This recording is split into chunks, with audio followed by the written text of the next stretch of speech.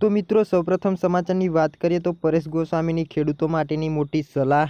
રાજ્યમાં થોડા દિવસથી ઠંડીનો ચમકારો અનુભવી રહ્યો છે। હવામાન સ્થિર રહેતા ખેડૂતોને પણ હાશકારો થયો છે। આ તમામ શિયાળુ પાક માટે અનુકૂળ હોવાનું હવામાન નિષ્ણાત પરેશ ગોસ્વામી જણાવી રહ્યા છે। પરંતુ મિત્રો જે વિસ્તારમાં વધારે ઝાકળ વરસાદ થાય છે ત્યાં સાચવવાની જરૂર પડે તેમ જણાવી રહ્યા છે।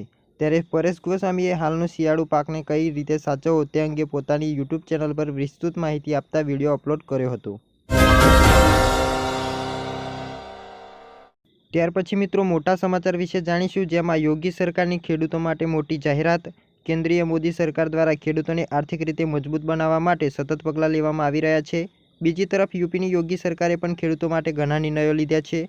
આ અંતર્ગત યુપીમાં સરકારી કેન્દ્રો પર ખેડૂતોને ડાંગરની ખરીદીની 48 કલાકની અંદર ચૂકવણી કરવામાં આવશે। આ આદેશ ઉત્તર પ્રદેશના મુખ્યમંત્રી યોગી આદિત્યનાથે અધિકારીઓ માટે જારી કર્યો છે। તો રાજ્ય સરકારના પ્રવક્તાએ જણાવ્યું હતું કે સીએમ યોગી આદિત્યનાથ તેમના સત્તાવાર નિવાસ સ્થાન પર બેઠકમાં રાજ્ય અનાજની ખરીદી અને વિતરણ વ્યવસ્થાની સમીક્ષા કરી હતી। મિત્રો, આ દરમિયાન તેમણે જરૂરી માર્ગદર્શિકા પણ આપી હતી। મુખ્યમંત્રીએ કહ્યું છે કે રાજ્ય સરકારે ખેડૂતોના હિતમાં નિર્ણય કર્યો છે કે મિત્રો જ્યાં સુધી એક પણ ખેડૂતોનું ડાંગર ખરીદવાનું બાકી રહેશે ત્યાં સુધી ખરીદ કેન્દ્ર ચાલુ રહેશે। કોઈપણ સંજોગમાં ડોંગરની ખરીદીના 48 કલાકની અંદર ખેડૂતોને ચૂકવણી કરવી જોઈએ।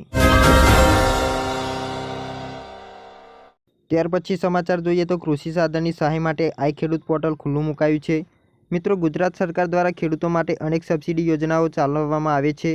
ખેડૂતોને વિવિધ પ્રકારના પાક ઉગાવવા માટે અનેક કૃષિ સાધનની જરૂરિયાત ઊભી થતી હોય છે। આ માટે આઈ ખેડૂત પોર્ટલ પર ખેડૂતોને કૃષિ સાધનની ખરીદી પર નાણાકીય સહાય આપવામાં આવતી હોય છે તેવી એક યોજના ચાલી રહી છે। આ માટે ઓનલાઈન અરજીઓ માટે તારીખ 28 ડિસેમ્બરથી તારીખ 28 જાન્યુઆરી સુધી આઈ ખેડૂત પોર્ટલ ખુલ્લું મૂકવામાં આવ્યું છે। તો મિત્રો, રાજ્યના જે પણ ખેડૂતો કૃષિ સાધનની ખરીદી પર નાણાકીય સહાય મેળવવા માંગતા હોય તો તેઓ આઈ ખેડૂત પોર્ટલ પર જઈને અરજી કરી શકે છે। મિત્રો, અરજીની તારીખ 28 જાન્યુઆરી 2024 સુધી એટલે કે 1 મહિનો સુધી ખુલ્લું મૂકવામાં આવ્યું છે। વધુમાં આ વર્ષે અરજીઓ મેળવવા બાબતે જે તે તાલુકાના નાણાકીય લક્ષ્યાંકની 110% મર્યાદામાં વહેલા તે પહેલા ધોરણે અરજીઓ ઓનલાઈન થાય તે મુજબ નક્કી કરવામાં આવ્યું છે। ચૂંટણી પહેલા ગરીબો અને ખેડૂતોને મોટી ભેટ। ચૂંટણી પહેલા મોદી સરકાર કેટલીક મહત્વપૂર્ણ જાહેરાત કરી શકે છે। આ તમામ બાબતો માટે વિચારણા મંથક કરવામાં આવી રહ્યું છે। પ્રધાનમંત્રી નરેન્દ્ર મોદી 1 ફેબ્રુઆરીના રોજ અંતિમ મોહર લાગ્યા પછી નાણામંત્રી નિર્મલા સીતારમણ કેટલીક રજૂઆત કરી શકે છે। મીડિયાના રિપોર્ટ અનુસાર સરકાર ખેડૂતો, મહિલાઓ અને યુવાનો માટે કંઈક વિશેષ કરવા માટે કોશિશ કરી રહી છે। આ ઉપરાંત મધ્યમ વર્ગના લોકોને રાહત મળી શકે છે। સરકાર ચૂંટણી પહેલા લાખો ખેડૂતોને લાભ આપવાનું વિચારી રહી છે।